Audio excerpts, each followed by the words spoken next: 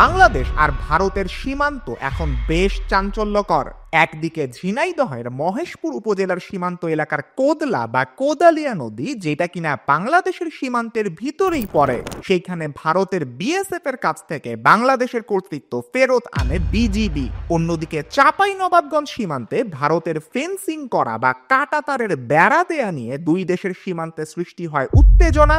ভারতের বিএসএফ যখন 0 পয়েন্ট থেকে 50 গজের মধ্যে এই কাঁটাতারের বেড়া দেয়া শুরু করে, তখন বিজিবি আইসা সেখানে বাধা দেয়। এই বাধা শুধুমাত্র একবার না, কয়েক দফা দেয়া হয়। কারণ বাধা দেওয়ার ঠিক পরদিনই বিএসএফ আবার সেম কাজটাই করা শুরু করে। পরে দুই পক্ষের মধ্যে পতাকা বৈঠক হয়। ইন্টারেস্টিং ব্যাপার কি জানেন, বিএসএফ ইতিহাসে শুধুমাত্র প্রথমবারের মতন এই কাজটা করে নাই। এর আগেও বিএসএফ অনেকবার বাংলাদেশের সীমান্তে অযাচিত কিছু অন্যায্য কাজ করছে, কিন্তু আগের ঘটনাগুলোতে পার পায়া গেলেও এইবার ভারতের বিএসএফ পার পায় নাই। বাংলাদেশ আর ভারতের মধ্যে খুব সাম্প্রতিক সীমান্ত উত্তেজনাটা আসলে কি নিয়ে? ঐতিহাসিকভাবে বাংলাদেশের সীমান্তে বাংলাদেশ কি ভারতের কাছে খুব বেশি পরিমাণে নতজানু হয়েছিল? সীমান্তে বাংলাদেশ আসলে ভারতের তুলনায় কতটা শক্তিশালী? এই সবগুলো ব্যাপার নিয়ে আমি আজকের ভিডিওতে আলোচনা করব। তো চলুক শুরু করা যাক। আপনি কি জানেন আপনার কোন একটা স্বপ্নের গ্যাজেট যেমন আইফোন 16 প্রো ম্যাক্স, ম্যাকবুক কিংবা কোন একটা গেমিং পিসি বাস্তবেও আপনার হাতে থাকতে পারে? ভিডিওটা দেখতে থাকেন, সামনে আমি ব্যাখ্যা করতেছি। প্রথমে চলেন আসি কোদালিয়া নদীর কাহিনীটাতে। বাংলাদেশ আর ভারতের মধ্যে 54টা আন্তঃসীমান্ত নদী আছে। এগুলো খুব স্পেসিফিক নদী, যেই নদীগুলা ভারতের ভিতর দিয়েও গেছে আবার বাংলাদেশের ভিতর দিয়েও গেছে। এইগুলাকেই ইংরেজিতে বলে ট্রান্স বাউন্ডারি রিভার বা আন্তঃসীমান্ত নদী। এরকম নদী 54টা আছে বাংলাদেশ আর ভারতের মধ্যে। কোদালিয়া নদী হইতেছে তার মধ্যে একটা। এই নদীটা ভারত থেকে মহেশপুরের শ্যামকুর 0 লাইন দিয়ে বাংলাদেশে প্রবেশ করে, এরপরে বাংলাদেশের ভিতর দিয়ে অনেকক্ষণ ফ্লো করে, তারপরে আবার রানাঘাট দিয়ে ভারতে প্রবেশ করে। মহেশপুরে এই নদীটা যেই গ্রামের ভিতর দিয়া যায়, সেই গ্রামটার নাম হইতেছে মাটিলা। এই মাটিলা গ্রামটার কথা একটু মনে রাখেন। আপনি যদি 1961 সালের মানচিত্র অনুযায়ী দেখেন, এই কোদালিয়া নদীটা কিন্তু বাংলাদেশের 0 লাইনের ভিতরেই পড়ে। এখন আপনি প্রশ্ন করতে পারেন, এই 0 লাইনটা আবার কি? 0 লাইন হইতেছে একটা দেশের একদম বাউন্ডারি বা একদম ফ্রন্ট লাইনকে বোঝায়, যেটা আপনি ক্রস করতে পারবেন না। এইটা ক্রস করা মানেই আপনি অন্য আরেকটা দেশের ভিতরে ঢুকে গেছেন। আরেকটা জায়গার নাম আপনারা অনেক শুনবেন, নো ম্যানস ল্যান্ড। এইটা হইতেছে একটা নিরপেক্ষ জায়গা, যেখানে মূলত কোনো দেশেরই আসলে নিয়ন্ত্রণ থাকে না। যারা আপনারা বর্ডারের কাছাকাছি থাকেন, তাইলে আশা করি এই টার্মটার সাথে আপনারা পরিচিত। তো যেটা আমি বলতেছিলাম, মাটিলা নামে যে গ্রামটা আছে, ওইটার ভিতর দিয়া কোদালিয়া নদী গেছে। এন্ড ওই নদীটার 4.8 কিলোমিটার এই মাটিলা গ্রামের ভিতরে। এইটা যেহেতু বাংলাদেশের 0 লাইনের ভিতরে, এর মানে তো এইটা বাংলাদেশের অভ্যন্তরেই পড়ছে, তাই না?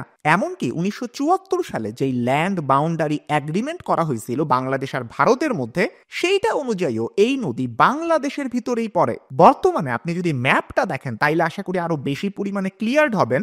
এইখানে খুব পরিষ্কারভাবে দেখা যাইতেছে নদীর এই অংশটা বাংলাদেশের সীমার ভিতরেই পড়ছে। কিন্তু আশ্চর্যের ব্যাপার কি জানেন, এই জায়গায় এত বছর বিএসএফই কন্ট্রোল করে গেছে ভারতের। বাংলাদেশের মানুষ এই নদী ব্যবহারই তেমন করতে পারে নাই। ওই এরিয়ার যারা লোকাল মানুষজন আছে, ওরা বলতেছে তাদের এই জায়গায় কিছু অসুবিধা আছে, এই কারণে একদম সীমান্তবর্তী এই জায়গাটা থেকে একটু দূরে তারা বসবাস করে। এন্ড এই সুযোগে বিএসএফ এই জায়গাটার কর্তৃত্ব নিয়ে নিছে।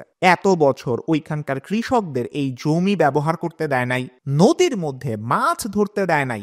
এমনকি খুব ভালোভাবে এই ভিডিওটা দেখেন, যখন ওই নদী বা জমি বাংলাদেশি নাগরিকরা ব্যবহার করতে গেছে, বিএসএফ তাদের মেশিন দেখানো সহ নানাভাবে বাধা দিত। বিএসএফ 4 থেকে 5 কিলোমিটার তাদের ধরে রাখতো। আমাদের নদী ঘেঁষে জমি জায়গাগুলো আছে বাংলাদেশের, কৃষকরা এখানে চাষ করতে পারতো না। তাদেরকে হুমকি দিত, তাদেরকে ওপার থেকে গুলি দেখিয়ে তাদের জমি থেকে আউট করে দিত। মানে বিএসএফ এর ব্যবহারটা এমন, এটা তো বাংলাদেশের জমিই না।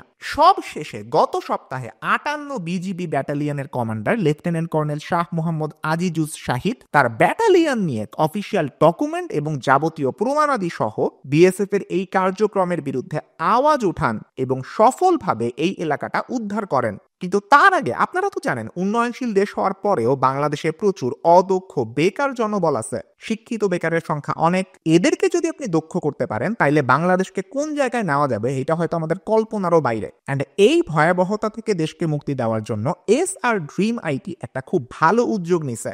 নতুন বছরে এসআর ড্রিম আইটি আয়োজন করেছে 12 দিন ব্যাপী ফ্রি স্কিল ডেভেলপমেন্ট সেমিনার, যেখানে আপনি ক্যারিয়ার গাইডলাইন থেকে শুরু করে artificial intelligence, digital marketing, graphic ডিজাইনের ট্রেন্ডিং সব স্কিলস শিখতে পারবেন। আর সব থেকে ইন্টারেস্টিং ব্যাপার কি জানেন, ফ্রি সেমিনারে অংশগ্রহণ করেই আপনি পাইতে পারেন আপনার স্বপ্নের gadget, iPhone 16 pro max, MacBook, gaming পিসি, ল্যাপটপ, স্মার্টফোন, স্মার্ট ওয়াচ সহ আরো অনেক কিছু। এছাড়াও এসআর ড্রিমাইটের ফেসবুক পেজ যদি আপনারা ফলো করে রাখেন তাহলে প্রতি সপ্তাহেই ল্যাপটপ জেতার সুযোগ থাকতেছে।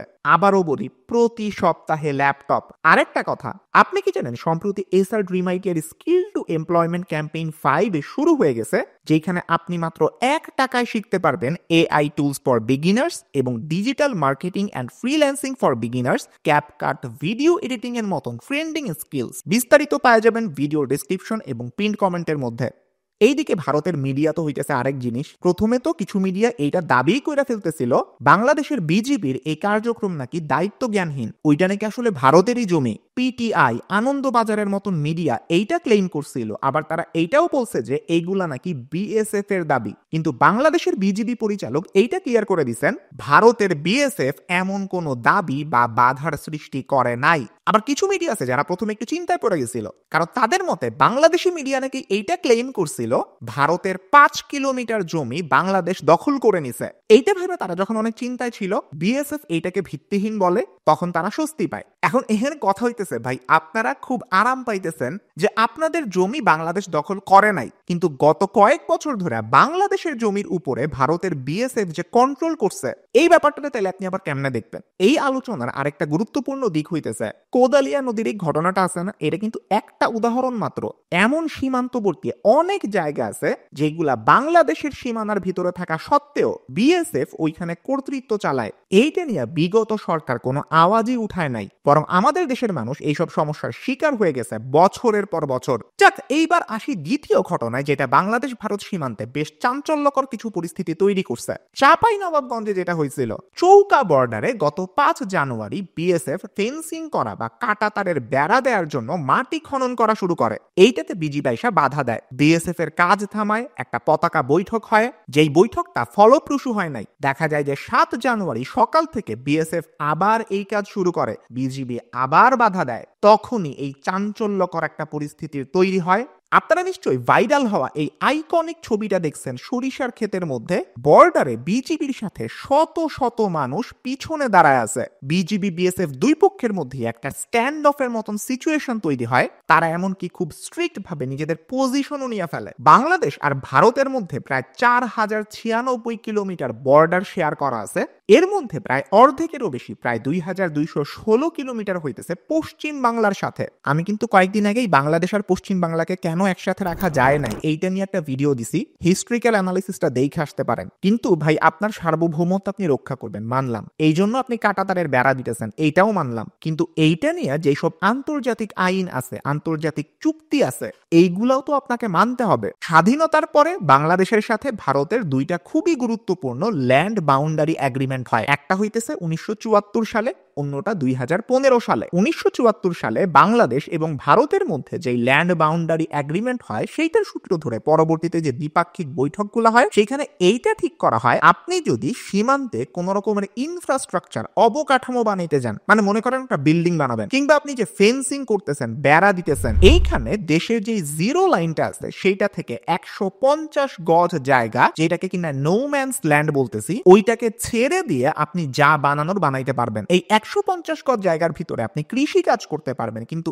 এইটা ছাড়া আর কোন ধরনের ইনফ্রাস্ট্রাকচার বা অবকাঠামো রিলেটেড কাজকর্ম এখানে করা যাবে না। এটা কিন্তু দুই দেশের জন্যই সত্য। কিন্তু ভারতের বিএসএফ এই আন্তর্জাতিক আইনটা ভঙ্গ করছে। ওরা 0 পয়েন্ট থেকে 50 গজের মধ্যে এই ফেন্সিং করা শুরু করছিল, যেখানে 150 গজ পর্যন্ত আপনার এখানে কোনো কাজ করার কথা না, যেটা কিনা পুরোপুরি বেআইনি। এছাড়া আপনি যখন শেয়ার্ড বর্ডার ফেন্সিং করবেন, আপনার কিন্তু প্রতিবেশী দেশ থেকে অনুমতি নিতে হবে। দুই দেশের বর্ডারে যে কোনো কনস্ট্রাকশন কাজ করার আগে পতাকা বৈঠক করা, এই সবের ব্যাপার তো আমি বাদই দিলাম। আবার দা হিন্দুর একটা প্রতিবেদন অনুযায়ী বিএসএফ নাকি জানাইছে এই ফেন্সিং এর কার্যক্রম ইন্ডিয়ার ভিতরেই নাকি হইতেছে, বিজিবি নাকি ভুল বুঝছে। মানে এখানে আসলে কিচ্ছু বলার নাই। একদিকে আপনি একটা বেআইনি কাজ করতেছেন, আপনাকে বাধা দেওয়া হইলে আপনি থামলেন, পরের দিন আবার আপনি এই কাজটা করতেছেন, মানে এইটা কি একদম বর্ডারের মধ্যে যা ইচ্ছা তা করা হয়ে গেল না? আসলে এটাই ঠিক। সীমান্তে আসলে ভারত গত কয়েক বছর ধরে বলতে গেলে তাদের যেটা মন চায় সেটা করছে। ফেলানির কথা আমরা জানি, বর্ডার এসব অবৈধ অবৈধ স্থাপনা তৈরি করা কিংবা বাংলাদেশের সীমানার ভিতরে ঢুকে কর্তৃত্ব স্থাপন করা, এইসব কিছু তো চলছে। এর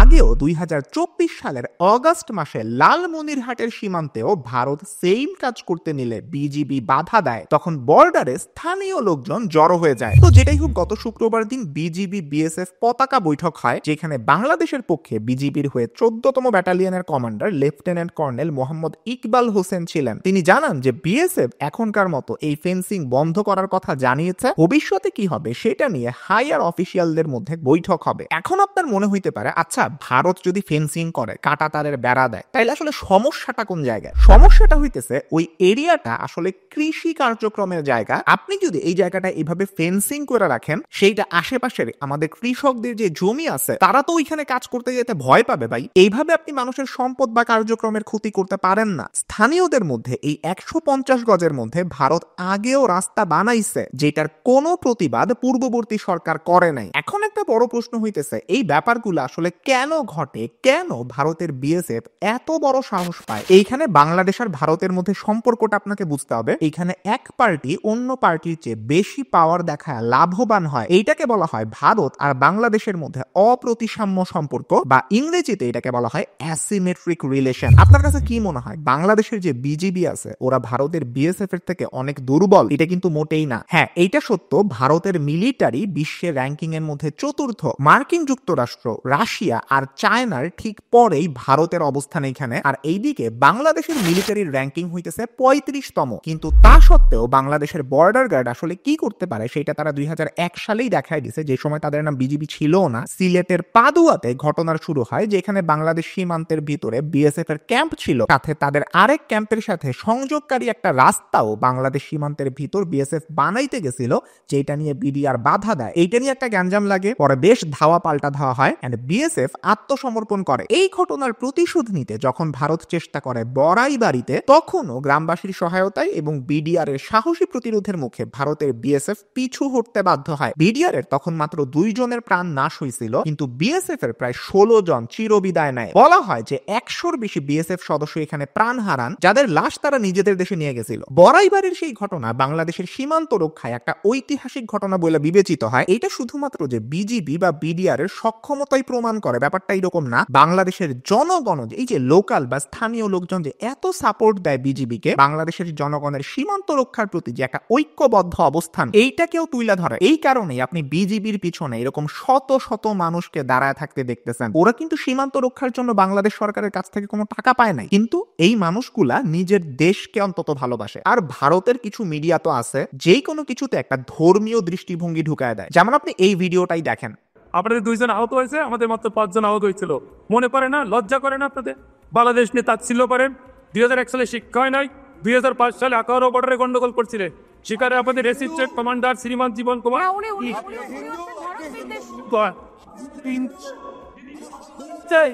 আপনি নাম মারিয়ে বসেছেন, বাংলাদেশকে কত নামে কি নাই। বিমল বাবু যে বললেন 2001 নামের আর এজন থেকে